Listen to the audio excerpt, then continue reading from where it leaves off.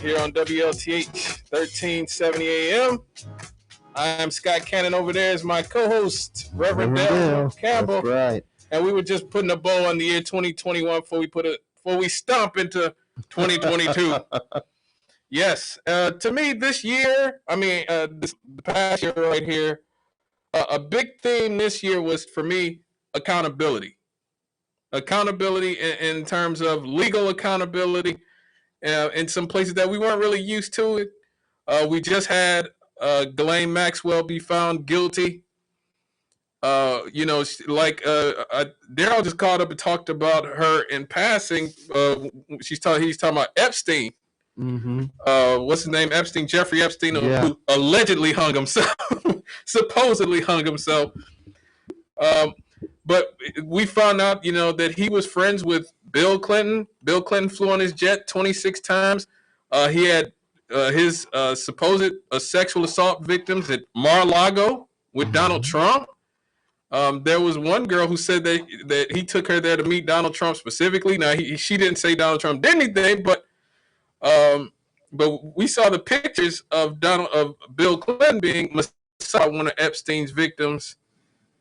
That picture came out the day before the DNC. He gave his speech at the DNC, and I still wonder why the Democrats still trot Bill Clinton out there, knowing how problematic. I think that's the term they use for people like Bill Clinton. Bill Clinton's very problematic at this point. But yeah, we saw Prince Andrew, the Queen's son, and they'd rather talk about what's her name, Meghan Markle. They're talking about Meghan Markle's ruining the royal family. Meanwhile, the Queen has a whole possible pedophile son that has that's being sued by one of his alleged victims at this point. But we saw another case that happened over the holidays, besides the Ghislane Maxwell trial, was Dante Wright. Yeah. He was shot by the cop, Kim Porter. Kim Potter. Yeah, Kim Potter. You're right. Mm-hmm. And she was actually found guilty. And that was such an interesting trial. And I read the comments of at least it was one of the jurors that said they understood that she didn't do it on purpose. Right. They had no problem with that, but they said regardless of whether it was on purpose or not, she had to be held accountable. She did. She had to be held accountable. And you know what? We are living in an age where that is the one thing, from the traditional world, I guess you could say, that people still, they want that. They want to be able to hold people accountable. The thing is, when you're holding people accountable for accidents the same way you hold them accountable for purpose, or nearly the same way, I think it does lead to the creation of a generation that's scared to do anything. Because they're more afraid of making mistakes than they are of anything else. Right. But at the same time, yeah, you had to do something to her because given her experience. But then at the same time, I could actually picture the scenario. And I was talking to a retired police officer. I said, what? I can even picture the scenario, where it happened, whereby it happened, and that the whole time it was going on. Because when you looked at the film, you did not see someone who was calmly, thoughtfully, breathe, relax, aim, slack, squeeze. I think she panicked. Right. I think she panicked. She was in it was a little, suburb of Minneapolis. 26 years. She said she had never used her taser. Right. Never shot anyone with a gun. And she went with her strong hand. She grabbed the wrong thing. She wasn't paying attention. And, but she's going to have to. Yeah. She's going to have to be held accountable. But that brings another thing that we brought up, or we talked about this year, was training of police in comparison to this country. I actually did the research on that and found that American cops are only on average trained for about 500 hours. Okay, in Canada, it's twice that. In Canada, it's twice that. And in other Western democracies, I think Denmark, it's 5,000 hours. Mm-hmm. There's other Western democracies where you have to go to college for 3 years before you can become a cop.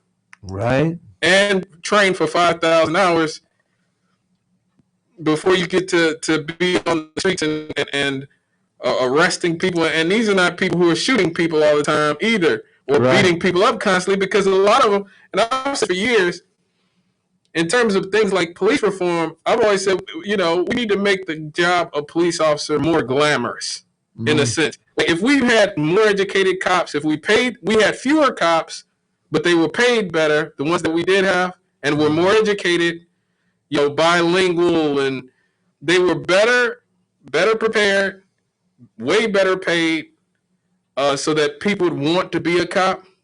And then we could start really dealing with holding people accountable. But, as I talked about a few months ago, I think there's a large segment of the population that likes the police being sort of, I don't want to say crazy, but not all there.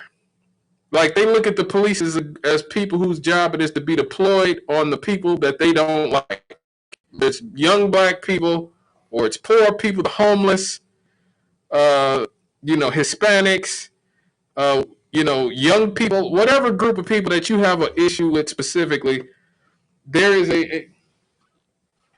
a segment of our society who wants the police to be there to sort of be what Dirty Harry is, and sort of get revenge, and sort of take. Oh, have you seen on social media the comments regarding that couple that got arrested after shooting those two cops? Which couple? It was a man and a woman. Oh, you talking Chicago? Yeah. I've definitely done my best to try to avoid that right there. People were posting on social media like, why did they arrest them? Why are we bothering with the trial? And I was like, well, because the Constitution. That little, I know that piece of paper gets in the way of so many things you'd like to do, but that's why they get arrested. Right. That's how the system is supposed to work. Right. They get arrested so that they can have their day in court. And it may turn out that they end up getting executed or getting life without parole anyway. But it's better to dot the I's, cross the T's, do things the right way. Right. We have a caller.